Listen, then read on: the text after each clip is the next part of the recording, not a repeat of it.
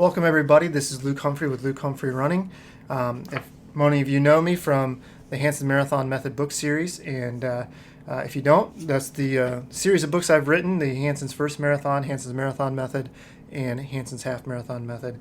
I'm also owner of Luke Humphrey Running and have been coaching since 2006, on top of competing as a air quotes professional runner, qualifying for 3 Olympic trials in the marathon, finishing in the top 12 at each of the Boston Marathon, New York City Marathon, and Chicago Marathon. So a little bit of everything. So this is the first part of a series that we're talking about running your first marathon. And we're basing this off of what we've talked about in the book, Hanson's First Marathon, stepping up to 26.2, the Hanson's Way. So let me jump right into it. Am I crazy for wanting to run a marathon? This is the question recently raised in our Facebook group in the LHR running community, where currently we have about a little over 10,000 people in, I think, right now, and that's from all over the globe. So the simple answer is no. In regards to physically running the distance, I think most people have the ability to run a marathon. It's just a matter of where that craziness usually lies is in the planning for the marathon or the lack of planning in the marathon. And this was a question that was really inspired me to write Hanson's First Marathon and to tell you that you are not crazy, you have the ability, you just need a plan, and I know how to make one for you. So in chapter 1, we talk about establishing a starting point. We start really fine-tuning that baseline. Where are we picking this up from? Maybe it's from scratch, maybe it's you're a local road race veteran and you're just looking to make the marathon your next challenge. So before we can make a plan, we need you to take a look at yourself and need to know what you're getting yourself into. Now, don't worry, I am not asking you to dig deep into the depths of your soul. I'm rather just looking at your history of running or exercise, as well as your injury history. We ask a series of 5 questions to help you think about where your strengths and weaknesses will be. And answering these questions in a certain way will not dictate whether or not you can run a marathon. There's a million ways to get to the same finish line. And however, what this will do is force you to take a look at yourself and go into this thing with your eyes wide open. For instance, answering the question number 1 with a no, then we might need to start with the very basics of running. Learning how to start by doing the right amount of running at the right intensity, and then building on top of that without getting yourself hurt. That's what's going to be critical for somebody who's brand new to running. It also means that if you are looking at a marathon and it's only 8 weeks away, then that might just not be a good fit for you. You just simply don't have enough time. You're going to need to allow yourself a little bit longer to build to the point where you can be ready to tackle the distance of 26 plus miles. So every answer you give here helps establish a baseline, a timeline, and a checklist of things you will need to make sure that you can focus on while you take this journey. So those questions are, am I running now? If you answer yes, then if you're tolerating at least 10 to 15 miles per week, then you are ready to start a marathon training plan. If the answer is no, before starting a dedicated marathon training plan, either do our 0 to 5K plan or a base building plan depending on the situation and experience level. Second question, have I run a race recently? If the answer is yes, use a race equivalency chart to give yourself a good starting point for the goal marathon time. If you've raced multiple distances, use several of them to spot trends in performances. What you might notice is that as the further you race, the slower you get, or the further you race, the faster you get in relative to what your performances are. You might notice you're pretty equal across the board. And so that's going to allow you to dial in on a specific race goal. If you say no, then no recent race times make starting your training a little bit tougher. So consider running a 5K or 10K race if you're already running to establish a baseline. So if you're doing that, we can establish a baseline with that.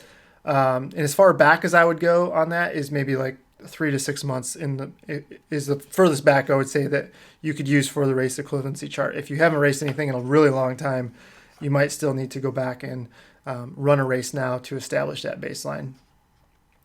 What is my goal time for the marathon? If it's fitness or to just finish, having no time attached to your goal is not a deterrent from a training for a marathon.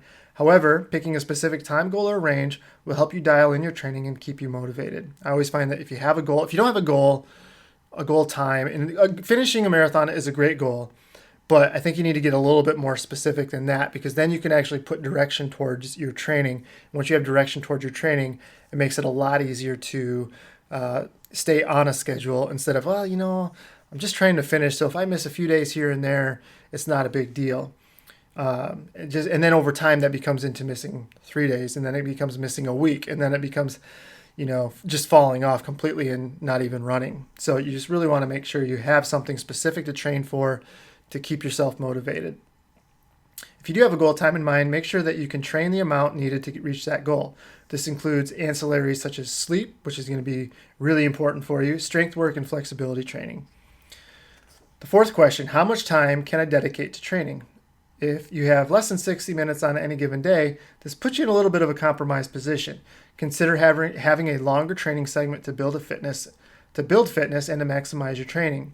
If you have more than 60 minutes a day and more on weekends, great. Then we can build you up to an appropriate mileage and training gradually. So we might build your mileage first and then add intensity or something to that along those lines. We'll also be able to ultimately make your training segment a little bit shorter. I'll talk about this in a second. Am I prone to injury? Yes. If you answer yes, investigate the root cause of the injury or injuries. Don't just treat the symptoms. And most of the time, treating the symptoms means taking time off. All you're going to do is delay the time that you get hurt again. Because if you never treat the root cause and just take time off, you've only rested on the symptoms. And so the problem's still there. And as soon as you start training again, it's going to come right back. If you're not injury prone, be sure to maintain a balance of running and strength flexibility exercises to be able to handle the demands of marathon training. So that's the 5 questions that we ask you. Those just circle yes, simple yes or no on those, and then that'll give you a little bit of an idea of where you're at. So these questions are not just meant for the person who's never run before or even a new runner. They are meant for anyone looking to take on the marathon distance. This includes a novice and recreational runner, all the way up to the age group base who's looking for a new challenge. The thing is, those who have raced or run a half marathon distance are just that. They're halfway there. A 5K runner has only raced 1/8 of the distance. Whatever you struggle with at 10, 20, 30 miles per week is really going to be exposed when you start training to cover 26.2 miles as fast as you can. And the things that you never even thought about while training for the local festival 5K is going to be a major factor in your ability to be successful at the marathon. This isn't meant to scare you by any means. I just want to prepare you. The better prepared you are, the less intimidating the distance can be. So where do we go from here? And this depends on where you're at. For the brand new runner, I suggest taking the next 3 steps. 1, making running a habit. Finding a Couch to 5K plan that's 6 to 10 weeks long. In the book, Hanson's First Marathon, I offer up an 8-week plan that takes you from zero running at all to handling 30 minutes of jogging without stopping. And the second thing you need to do is establish a starting point. This is mainly for a time goal or even just establishing some running paces. Go run a 5K, do a virtual 5K if you want to. Time yourself on a known loop. Whatever you're comfortable with, use that to establish some sort of basis for training. The only thing I'll say about the virtual aspect of it, if you're intimidated by going to a local 5K and racing, we're going to have to do something there, because eventually you're going to have to go to a marathon, and that's going to be a pretty decent crowd too. So as far as if you're a new runner and being intimidated, my 20 plus years in the sport, I've found that even all the way up to the elite level, most athletes are so accommodating, and they just want to see you grow into a runner. They want to support you as a runner, and they want to see you reach your goals. So don't go in there thinking, oh, I'm not a runner, I don't belong here. Maybe all these guys are way skinnier than me, or whatever the case is that's scaring the heck out of you. You gotta know that runners are a very, very good people. They're a good group of people. They're very community based, and they want to help people succeed. So, of course, you'll have some people who are not very nice, but you'll have that with any group. So, don't let that be a deterrent. Go to a local 5K, get involved in the sport. You'll be surprised how embracing we really are. Okay, for the recreational runner, you know a little bit more about yourself, and these questions will help you decide on a plan that's best suited for you. But it will also help you focus on some detail work. Strength and mobility will probably be something you need to think about adding to your overall plan. However, adding this may need you to change your approach to the mileage and or the length of the schedule that you are planning on using. For most of you folks, an 18-week training plan is going to be plenty of time to get you ready. For the competitor, you may need less time in terms of weeks, but make sure you can tolerate the volume necessary for your goals. If you're training at a pretty high level for most of the year, 12 to 18 weeks should be plenty of time to be ready. I would say closer to 12 weeks for higher mileage, and those coming off a racing segment, like say you're running a summer race series of local 5Ks and 10Ks to get points for your running club or whatever, something like that. You don't need to start all over with a 18-week plan because you've already done a lot of the work that we would do anyway. We can just transition into a direct marathon specific part of a plan. Okay, so take a few minutes and look at these questions. There's other assessments that I think are important, but we'll save those for another time. Next time, actually. If you're curious to see this discussion in full, to view our plans, or the first-time marathoners, or just read more about training, I encourage you to check out my book, Hanson's First Marathon, Step Up to 26.2, The Hanson's Way. You can find it online, all the major bookstores, Amazon, Barnes & Noble, all those guys. Ebooks out there, all that good stuff. You can also follow me on Instagram at Luke Humphrey, HMM, and our Facebook group, LHR Running Community. It's a free group. Just need to ask to be accepted in, and we'll get you in there. For information on coaching, custom plans, and instant access training plans, visit lukehumphrey.running.com, and that's where all my blog posts are. You can subscribe to podcasts, all that good stuff there. I also have created a trilogy bundle that I will post a link to the store in the show notes. And if you use the code TRILOGY, you'll get 30% off all 3 of my books, which will give you plenty of reading material and make you well-versed in the overall philosophy and preparation for the marathon and half marathon. So if you're looking to just do a half, this would be a good time for that. So as always, thank you so much for listening. And this is actually probably one of my shorter podcasts, which might be nice. So I will talk to you all later. Have any questions, get in that Facebook group, ask your questions. Get on Instagram, whatever the case is, get a hold of me.